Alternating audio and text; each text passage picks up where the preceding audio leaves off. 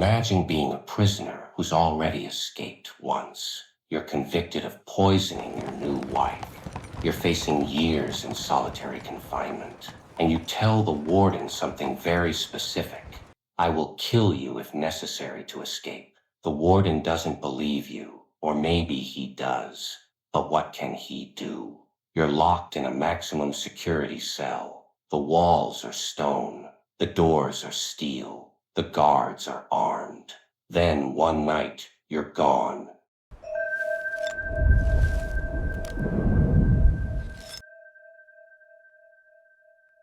And that's just your first escape. Over the next decade, this man would break out of prisons not once, not twice, but at least 4 times. From county jails, from state penitentiaries, from insane asylums. He'd flee on stolen horses, hide in coal trains, and disappear into history so completely that nobody knows where or when he finally died. His name was Robert W. Taylor. He was a druggist, a scholar, a linguist, and one of the most ingenious poisoners and escape artists the 19th century ever produced. I'm Joker, and tonight we're going behind the mask.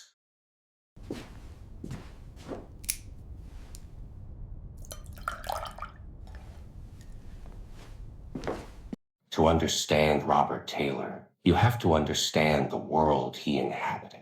It's the late 1800s in eastern Pennsylvania. Small coal mining towns, immigrant communities, hard work, hard drinking, and harder luck. And at the center of it all, the local pharmacy, the drugstore, where people went for medicine, for advice, and for the dark secrets they couldn't get anywhere else.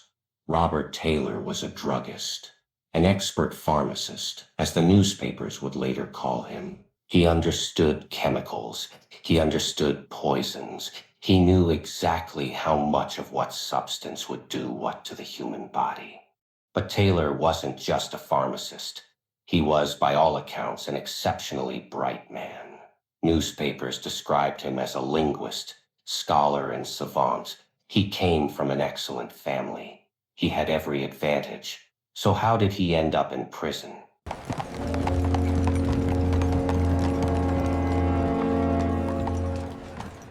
It started with burglary. Sometime in the early 1890s, Taylor was convicted of burglary in Berks County, Pennsylvania, and sent to prison. But he didn't stay long. He escaped. This was his first taste of freedom, stolen back from the law, and apparently, he liked it. By 1899, Taylor had made his way to Mahanoy City, a small town in Schuylkill County. There, he met a widow named Mary Myers. Mary's husband had died, leaving her with a 14-year-old daughter named Elsie and a drugstore to run. She needed help. Taylor needed work. He was hired to manage the store in late 1899. Within a year, in September 1900, he married Mary Myers. The marriage lasted exactly 10 days. 10 days after the wedding, something happened at the drugstore. Mary Myers Taylor and her 14-year-old daughter, Elsie, both drank from the same glass of water. The water was tainted. Both fell violently ill. Mary survived. Elsie did not. The authorities investigated. They suspected poisoning, and all evidence pointed to the new husband, the expert pharmacist, the man who knew exactly what substances could kill. Robert Taylor was arrested and charged with poisoning his wife. All right, move along. You're coming with us. Elsie's death would come later. The indictment would follow, though it was eventually dropped when experts refused to swear the girl died from poison. The trial was held in January 1901. Taylor was convicted in February. He was sentenced to more than 7 years in solitary confinement in the Schuylkill County Prison. Taylor was defiant during the trial. He remained defiant at sentencing, and he was already planning his escape. The newspaper called him an ingenious convict, and ingenuity was exactly what he was about to demonstrate. March 1901, Schuylkill County Prison. Robert Taylor was in cell number 12. The walls were thick stone. The guards were watchful. But Taylor had something the guards didn't expect, an iron bar smuggled from the kitchen or the wash house. Night after night he worked, digging, scraping, chipping away at the stone. The hole he made was 20 inches long, 9 inches deep, and 14 inches wide, just big enough for a man to squeeze through. But getting out of the cell was only half the battle. Beyond the cell was the prison yard. Beyond the yard was a 20-foot wall. Taylor prepared for that too. He took his bedding, sheets, blankets, and twisted them into a rope, 23 feet long. At one end, he fastened an iron hook. On the night of his escape, he climbed through the hole, crossed the yard, and threw his hook over the wall. He climbed, and as he reached the top, a night watchman spotted him. Shots rang out. Taylor kept climbing. He dropped the other side, landed badly, injuring his foot, laming himself, and ran into the darkness. When searchers examined the scene the next morning, they found his golden spectacles lying outside the prison wall. But Taylor was gone.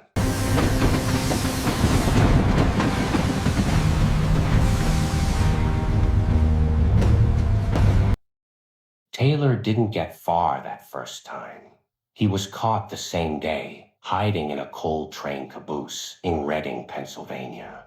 He had boarded near Port Clinton. A flagman recognized him and telegraphed ahead. When the train pulled into Reading, officers were waiting. Taylor had tied a red bandana around his head, covering one eye. He was lame from his fall off the prison wall. He was, as the newspaper put it, a physical wreck. When he arrived back at Schuylkill County Prison on the morning of March 21st, 1901, more than 1,000 people gathered at the Pottsville station to see him. Another crowd gathered at the prison. The Pottsville Daily Republican wrote, "On a pallet of straw, in a dark corner of cell number 17, lies the emaciated form of Robert W. Taylor, the linguist, scholar, and savant."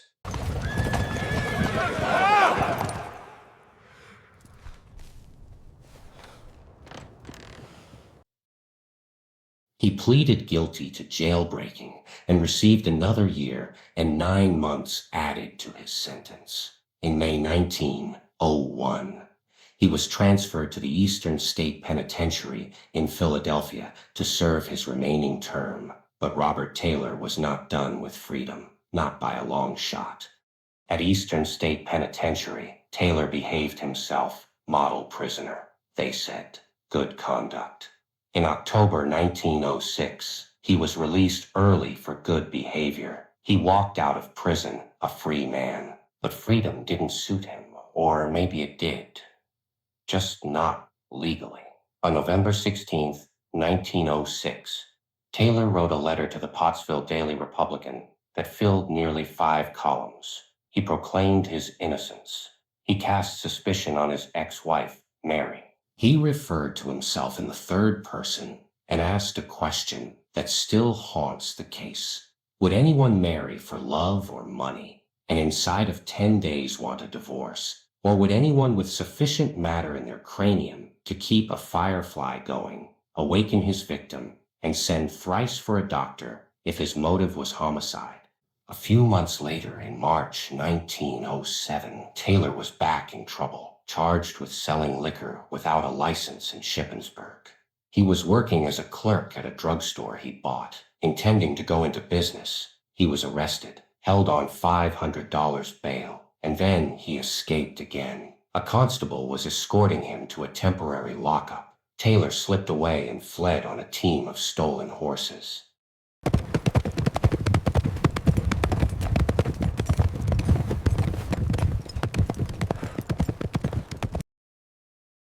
3 days later, a fire broke out in the stables of the Farmers and Drovers Hotel in Carlisle. 4 horses escaped. A hunting dog died. Police believed Taylor may have hidden in the stable, lit a match to find his way down the steps, and accidentally started the fire. Or maybe it wasn't an accident. He fled on one of the horses, a horse that was later found dead, its throat cut. Taylor was suspected of killing it. On March 5th, police arrested him on a Carlisle street. He had a revolver, cartridges, a razor, and 2 knives. In May 1907, he was found guilty and sentenced to 18 years in Eastern State Penitentiary, plus another year in Cumberland County Jail. But here's where the story takes its strangest turn. Taylor's sister petitioned the court for a commission of lunacy. She claimed her brother was insane, that a severe head injury in childhood had left him with delusions. The petition stated he exhibits evidence of mental derangement shown in delusions of persecution, a delusion that he is being poisoned, that his best friends are conspiring to injure him. The court dismissed the application. But somehow after that, Taylor was transferred from Eastern State Penitentiary to the State Insane Asylum at Norristown. On August 28, 1910, he escaped from the asylum. They caught him within an hour, but on December 26th of that same year, he tried again. Early morning, about 6 a.m., the iron bars on the asylum's windows were cold, brittle from the winter temperatures. Taylor hit them with a chain. The iron snapped. He crawled through the opening, hung from the windowsill, and dropped 25 feet to freedom.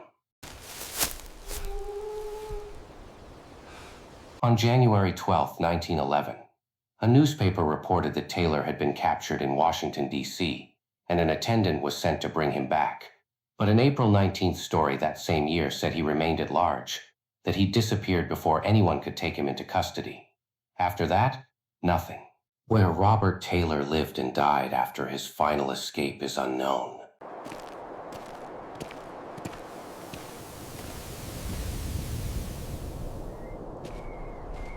His family home in Reading, known as the House of Mystery and the Spook House, because of his notoriety, was demolished in 1921.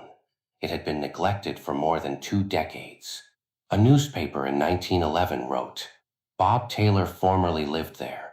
He was an exceedingly bright lad and came from an excellent family. He went bad. Through his shortcomings, his family stood by him to the end."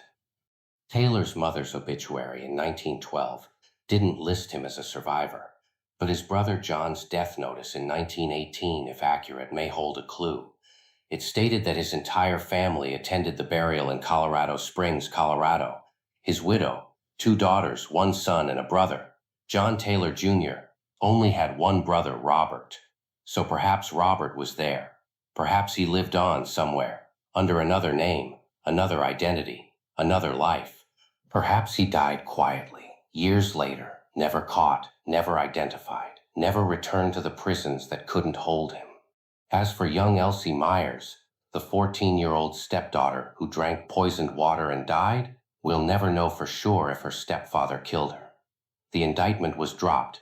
The experts wouldn't swear she died from poison. The case remains, more than a century later, a mystery. So what do we make of Robert W. Taylor? A brilliant man from a good family, a scholar and a linguist, a pharmacist who understood chemicals better than most doctors, a burglar, a poisoner, an escape artist, and possibly a killer. He escaped from county jails. He escaped from state penitentiaries. He escaped from insane asylums. He fled on stolen horses, hid in coal trains, and disappeared into history so completely that nobody knows where or when he died.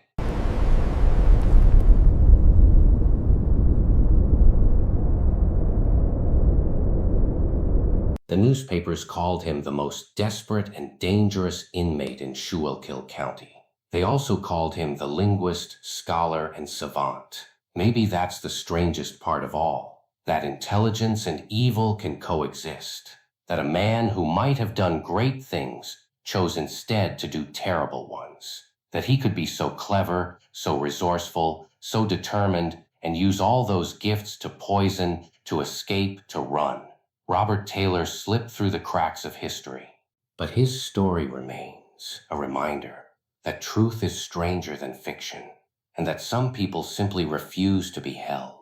Next week, we're diving into another strange chapter from the annals of crime, the story of a man who survived not 1, but 2 atomic bombings, and lived to tell the tale. I'm Joker, and this has been The Strange Case of Robert W. Taylor, the poisoner who kept escaping.